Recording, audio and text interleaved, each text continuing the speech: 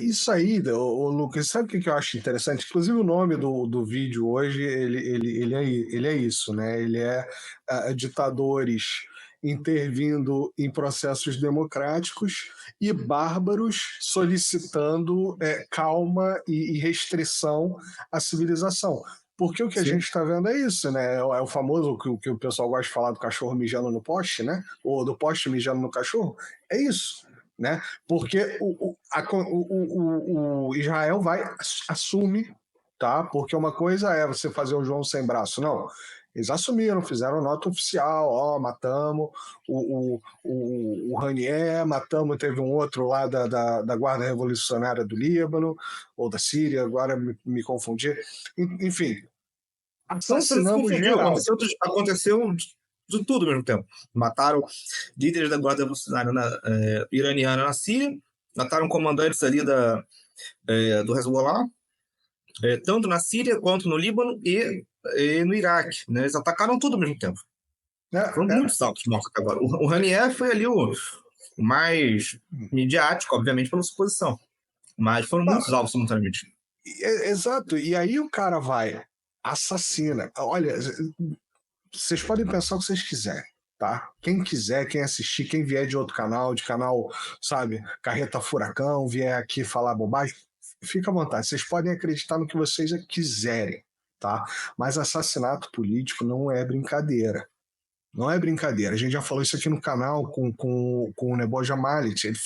Ele chama isso de caixa de Pandora, inclusive. Quando ele fala da Europa, que a Europa fez um trabalho muito sério, muito longo, para conseguir acabar com questão de assassinato político, e agora isso está voltando, e assim, sem freio nenhum. Virou moda, sabe? Virou moda. E aí você vê Israel assassina 3, 4, 5 personagens políticos extremamente relevantes, né? Comandantes, generais, sei lá. Porra, cara, esse cara, eles atiraram no mensageiro. Era o cara, o Ranieri era o cara que estava desenrolando a conversa entre Israel e a Palestina para dar uma amenizada em Gaza, para tentar chegar num acordo de paz. Podem dizer o que quiserem, mas era um negociador. Entendeu? Era o cara que estava participando da negociação. Quando Israel assassina esse cara, o que ele está dizendo? Assumidamente, o que ele está dizendo? Não vou negociar porra nenhuma, eu vou fazer o que eu quiser, meu camarada. E aí vem a França, os Estados Unidos, o diabo que o parta, falar, pedir para o Irã agir com racionalidade. É o bárbaro pedindo para o civilizado agir com racionalidade. O civilizado deve estar olhando e falando: tu tá de sacanagem, né, meu camarada? Você tá brincando comigo. Você vem, se assassina meia dúzia do meu brother, e agora você quer que eu seja racional? Que eu haja com calma? O que você está pensando? Quem você está pensando que é e o que você está pensando que você pode fazer? Pois é, exatamente. Assim, é muito complexo, né? Você prever qualquer movimento no Oriente Médio tendo esse tipo de ator envolvido. Não envolvido, ator central, que é Israel. Um país que é capaz, né, de atacar a capital do seu maior inimigo, sabendo que o seu maior inimigo é muito mais forte que ele, é um país que está disposto a tudo, né, que pode tomar qualquer tipo de decisão. Seja contando com a intervenção internacional em seu favor, seja porque simplesmente não se importa com as consequências.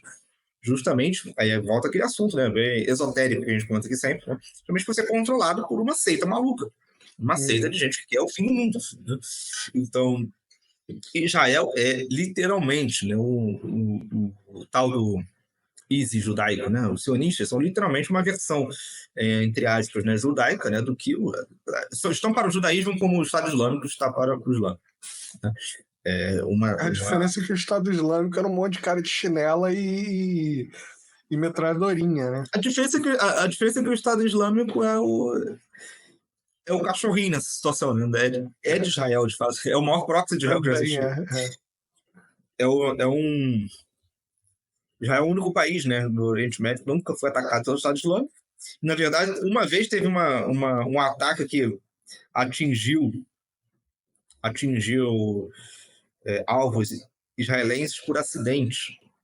Né? A unha do dedinho do pé de alguém que estava passando perto de uma mesquita, né? Foi algo, eu não sei como é que foi a situação, agora não lembro. Eu só sei que o Estado Islâmico simplesmente pediu desculpas publicamente a Israel. Né? O que isso quer dizer, né? É muito claro. Eu comentei um assunto essa semana, inclusive isso deve sair num artigo meu logo, né? Amanhã, talvez. Eu demorei um pouco para escrever. Um assunto muito complexo, que é a questão da sabotagem contra o Haniel. Porque teve um ataque. Isso foi público, mas teve a sabotagem. Alguém passou os dados dele. Alguém disse onde ele estava. Versão 1, sabotadores no Irã. Né? Versão 2, alguém a nível estatal. Ou o Irã fez isso propositalmente, ou outro ator interessado. E versão 3, a que está circulando hoje, mais bem aceita, é que um programa espião estava instalado no WhatsApp do Ranieri. Eu até comentei sobre isso. O programa espião instalado no WhatsApp se chamou WhatsApp, tá? Sim, exatamente. Então, Mas tem cheiro de calma. Me surpreenderia muito o Ranieri ter WhatsApp. Geralmente essas figuras não têm celular, elas não têm aparelho. Né? São os seus assessores ao redor que têm aparelhos extremamente seguros, extremamente complexos, né? Que fazem essa comunicação. E ele próprio, figura central, não tem nenhum meio de comunicação. Geralmente é assim que acontece. Mas, ok. Vamos supor que seja verdade, tal, mas não vamos investigar esse tipo de assunto. Eu conversei, né, com um contato meu, né, dentre outros, né, no Oriente Médio, não vou falar qual país, né, mas alguém que tem uma relevância ali no meio político e militar, familiarizado com esse tipo de instância, né, que comentou que uma das suspeitas hoje em dia, né, é que o Catar esteja envolvido na sabotagem. Isso faz um sentido do cacete. Isso faz sentido do cacete. Por uma série de questões. Basta ver quem assumiu o Hamas temporariamente e é cotado de ser o novo líder do Hamas. É o Meshal, Khaled Meshal. Vamos lá. A história do Hamas, basicamente, segundo alguns, né, analistas, o Hamas foi criado por Israel. Eu não acredito nessa versão, não é a versão que eu adoto. O Hamas surgiu da Irmandade Muçulmana, uma organização islamista egípcia. Surgiu da insatisfação, né, com o movimento palestino na época, que estava basicamente capitulando, não era mais representante da luta palestina.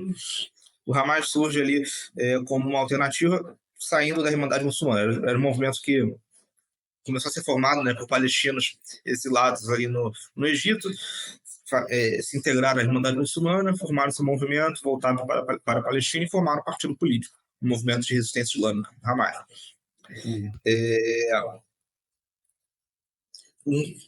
Um partido que atua principalmente no ramo de filantropia, caridade, né, e criou o seu braço militar, que são as Brigadas Al-Qassam. O Hamas, como qualquer outro movimento político islâmico, passou por uma série de mudanças na sua visão internacional ao longo da história. Como eu já comentei aqui também nesse canal outras vezes, o próprio Hezbollah, né, lutou, por exemplo, ao lado da Bósnia, né, na guerra da Iugoslávia. Porque na época entendia que era uma jihad, que eram os muçulmanos contra os cristãos sérvios. O Hezbollah lutou, depois entendeu que não era essa a verdade. Na guerra seguinte do Kosovo, não participou. E hoje, o Hezbollah e o Irã não reconhecem o tal genocídio bósnio. Eles são totalmente pró-Sérvia. Então, eles mudaram sua visão ao longo da história.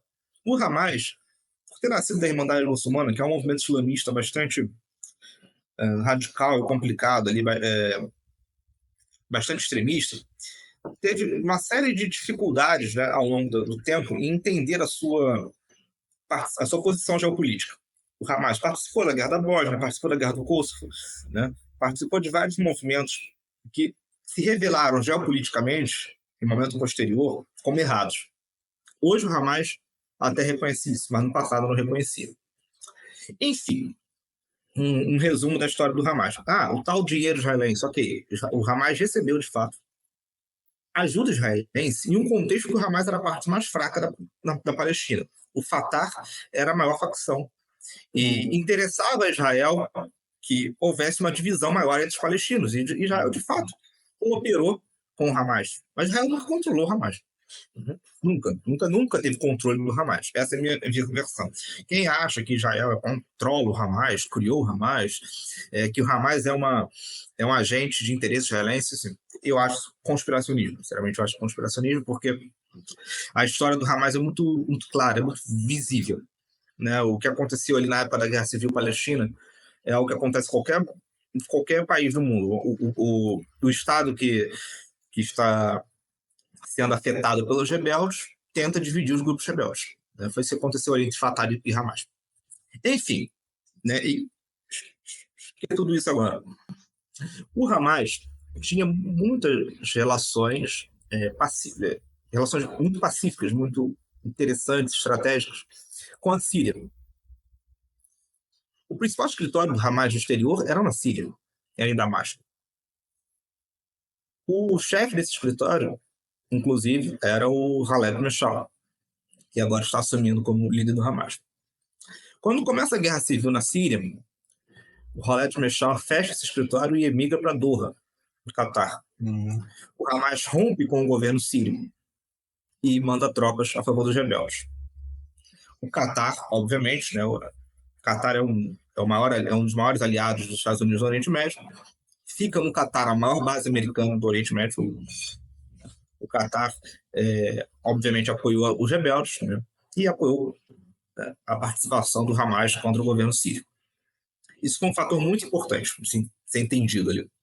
O Hezbollah, ser um movimento mais experiente geopoliticamente e ser um proxy do Irã, né, atende os interesses iranianos, em vez de entrar em hostilidade direta com o Hamas, mediou uma situação diplomática, né? Fez com que o Hamas entendesse o seu papel ali na guerra. Em 2020, eu acho, 21, sei lá, o Hamas para de apoiar os rebeldes e restabelece relações com o governo sírio. O chefe do Hamas, né, que foi assassinado agora, o Hanier, teve um papel fundamental nisso. Ele tinha boas relações com o Irã, integrou, junto com o Qassem Soleimani, o Hamas no eixo da resistência. O Hamas e as facções palestinas se tornaram parte do eixo da resistência, junto com as milícias xiitas. Né? Superaram as suas diferenças religiosas, né? Seu divisionismo religioso, e mesmo sendo movimentos sunitas ou laicos, né, que têm milícias comunistas em Gaza, por exemplo, se integraram ali ao eixo controlado pelo Irã. O Hanier tinha uma visão ampla, né, de que era necessário formar essa coalizão de movimentos antisionistas. O Soleimani foi o arquiteto do eixo da resistência, né, não à toa ele foi assassinado. O Hanier continua vivendo no Catar, né, o escritório político do Hamas em Doha, no Catar, continua existindo. O Catar... O Hanier não, o outro. Os dois, o Hanier está falando do Hanier mesmo, o presidente.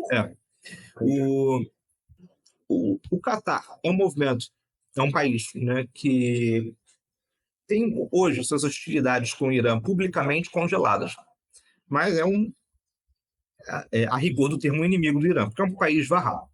Né? Os Wahhabis odeiam os xiitas, isso não vai mudar nunca.